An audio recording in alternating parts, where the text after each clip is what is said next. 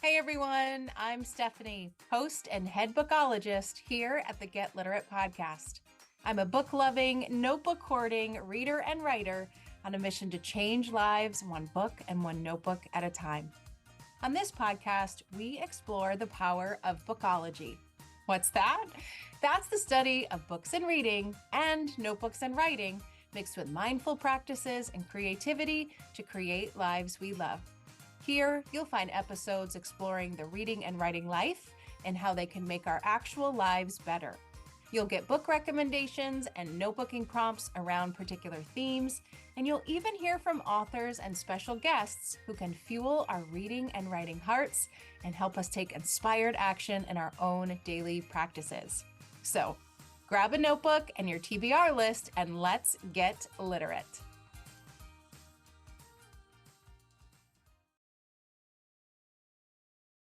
Hey everyone, welcome back to another episode of the Get Literate podcast. I'm Stephanie, and I'm here today with some holiday cheer.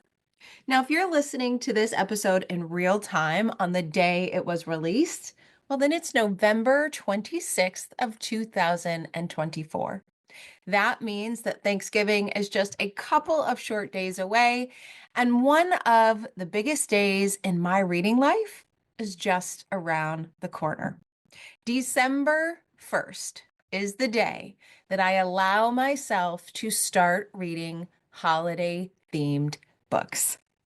Now, if I didn't put this reading rule in place, I would be reading Christmas themed books the entire year round. And quite frankly, there is nothing wrong with that. But I find when I restrict a certain genre or a certain topic in my reading life to a particular area of the year, then I look forward to it even more. I build anticipation to it. I am excited to get to it. And it just makes that time feel more special. Now, I cannot admit doing the same for my Hallmark holiday movie season, but I at least stick to my reading rule of December 1st to kick off holiday reading. So today, I want to share with you the 7 books that are on my holiday TBR stack. Now, I have got to admit that the process of creating my holiday TBR stack is just as fun as doing the actual reading of the books. I go to my favorite book blogs online and I scout out what they are reading for their holiday seasons. I go to Bookshop and Barnes and Noble and even Amazon, and I look at what the new holiday releases are going to be. And then one of the most fun things is to go to my local bookstore, Northshire Books in Saratoga Springs, New York, and look at the holiday display that is front and center. I love the process of finding new books to read any time of the year, but I really, really love it during this holiday season. I had a long laundry list of books that I could have chosen from. And I realized, well, I knew this about myself before, but I tend to create really long holiday TBR lists, and then I don't get to them. So I have 7 books here today. Maybe I'll read 3, 4. Who knows? Maybe I'll actually get to all 7. But the idea isn't about stressing myself to reach the number of books that I have on my stack. It's about enjoying the process of creating it. It's about getting in the holiday spirit as I look at the covers and I read the summaries and I look at the reviews online. It's just about cultivating that feeling inside so that reading the books, that's the icing on the cake. But if I don't get to them, that's okay. There is always next year. Now, last year, when I did our holiday episode on the podcast, I gave you a little smattering of holiday books. 3 books that I already read and loved, 3 books that were new, and then I also threw in some notebooking prompts. This year, I am focusing my holiday TBR stack on books that are pretty brand new. At least I'm pretty sure I've done that. I've tried to. I wanted to keep current. I wanted to read what others were reading. And I wanted to not just go to my old, comfortable wonderful favorites, but to do something new and push myself out of my holiday comfort zone into an even bigger, better, more beautiful holiday bookish zone. So today I am sharing the 7 books on my TBR stack. Now, these books are not in any particular order except for one of them. This book that I'm going to tell you about first is absolutely positively the first book I am reading in this holiday season. It releases on December 1st, and so it is the perfect way to kick off my bookish holiday spree. Do you know which one I'm talking about? I've talked about it online. I've shared it on my Substack. I've put it in my Patreon. The book I am reading first, and I absolutely cannot wait to get to, is a short story by Jenny Colgan called The Christmas Book Hunt. Now, if you know me and you listen to this podcast, you know I am a Jenny Colgan fan. And so when I saw she had a Christmas book, I saw it was a short story, so I could feel really good about reading it quickly and getting on to another book in my TBR list. I couldn't wait to click pre-order. So let me read to you what the publisher says. A Christmas Mission. Mirren's beloved great Aunt Violet is seriously ill. Her one Christmas wish is to be reunited with a long-lost, hand-illustrated book from her childhood, a challenge Mirren gladly accepts to give Violet some much-needed festive cheer. An enchanting journey. With no sign of the cherished volume online, Mirren falls into the fascinating world of rare books. From London to snowy Hay-on-Wye and Edinburgh's cobbled streets, she chases leads from bookshop to bookshop and bumps into a mysterious, charming Theo, who, unbeknownst to her, is searching for the same book for reasons of his own. The start of a new chapter? As the two join forces to track the book down before time runs out for Violet, will Mirren find her Christmas miracle and maybe even a kiss under the mistletoe? It's just perfect. It's perfect. It's Jenny Colgan. It's Christmas. It's books. It is absolutely the number one book I am reading on December 1st, and at only 127 pages, I am likely going to finish it in that day. Now, I will say that this is only an ebook. This is a Kindle edition book, so you do have to be willing to purchase your books there and grab it on a digital device. I personally think it is worth it. Okay, so that is the first book that I wanted to share, the very first one that I'm going to read. And now the rest are going to come in no particular order. They are just books that caught my attention and then actually made the cut. So the first one I want to talk about is by Susan Mallory, and it's called One Big Happy Family. Now, family, friendship, food, all of those three things scream holiday. But this is a different kind of book. It is family, but family's grown. And here's the setup. Julie Parker's kids are her greatest gift. Still, she's not exactly heartbroken when they ask to skip a big Christmas. Her son, Nick, is taking a belated honeymoon with his bride, Blair, while her daughter, Dana, will purge every reminder of the guy who dumped her.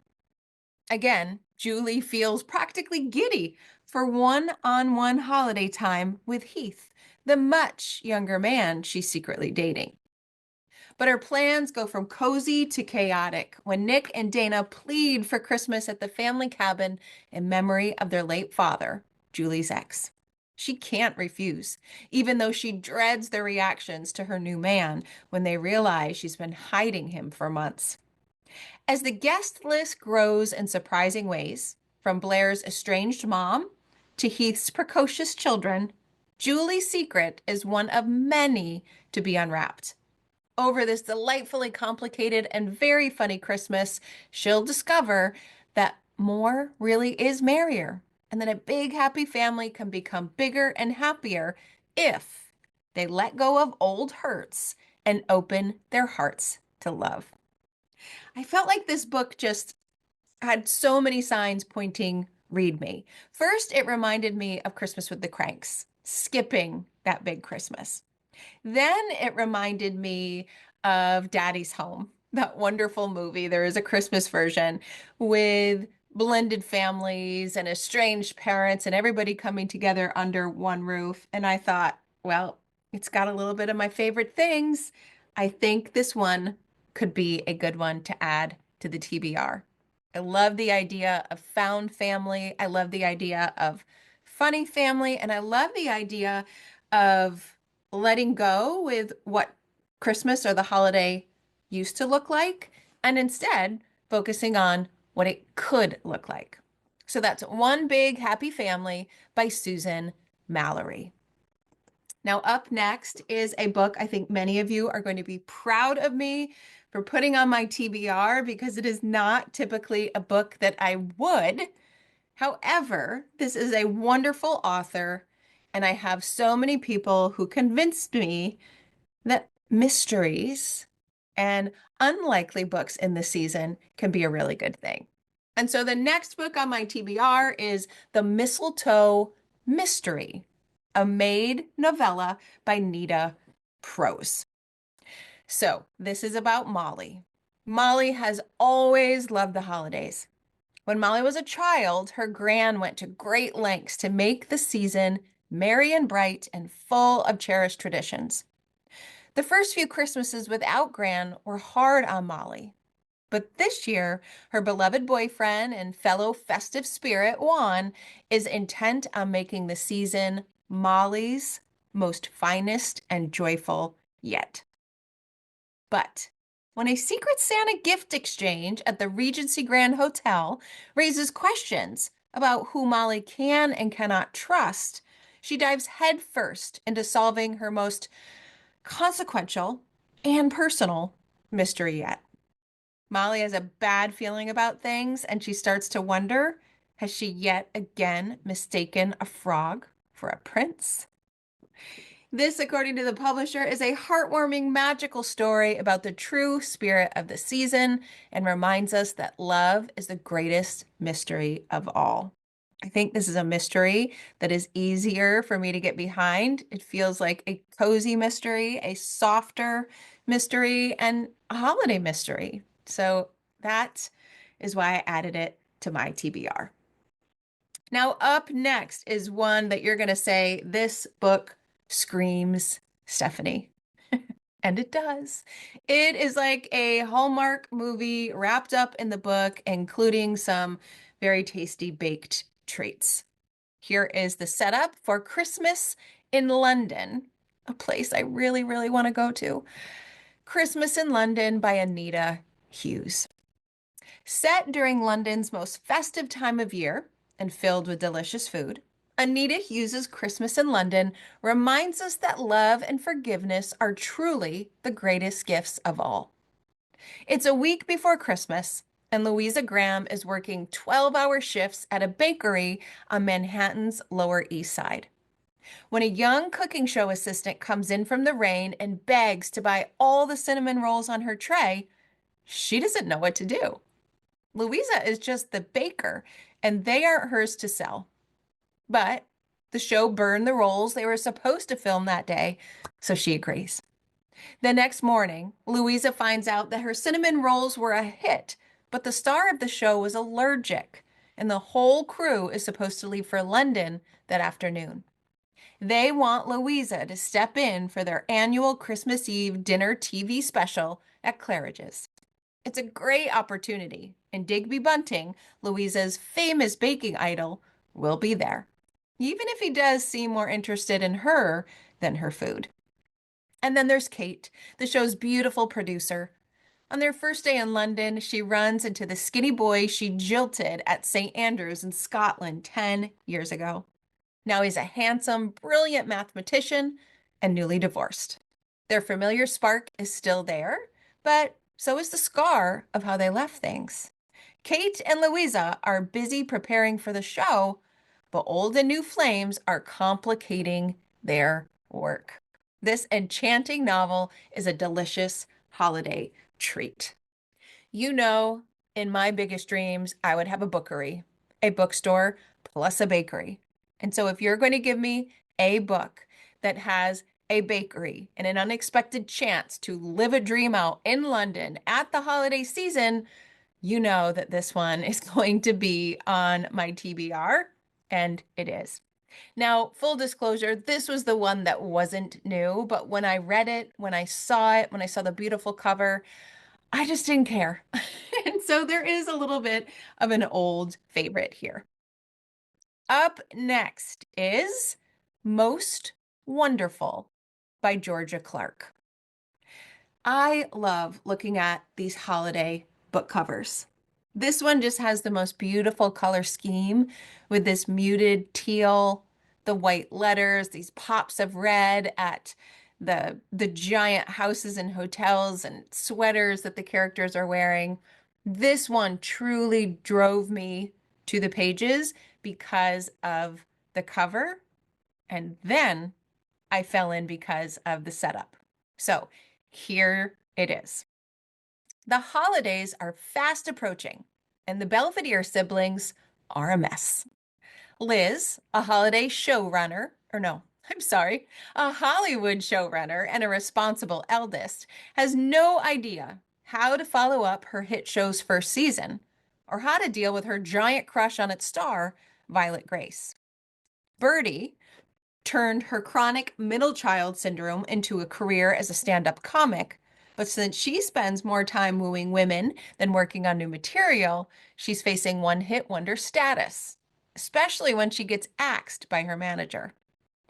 And Rafi, sensitive, romantic, and the baby golden boy, proposes to his coworker girlfriend in front of their entire company, only to be turned down by the woman he thought was the love of his life. Born to three different fathers, three adult children share one mother, famed actress and singer Babs Belvedere. Seeking direction and holiday cheer, all three siblings head up to their mother's house in the country, determined to swear off love and focus on themselves and their work. But the spirit of the season seems to have different plans for them, and their best intentions are quickly derailed in the most delightful and festive ways. You know, I love a family saga. And so when there's a family saga with adult siblings and moms and kind of getaway vacations, you know that is a book that I love. And so that's why Most Wonderful ended up being on my holiday TBR. There are two left. Are you ready? This next one, I love the title of this book, Love You a Latka by Amanda Elliott.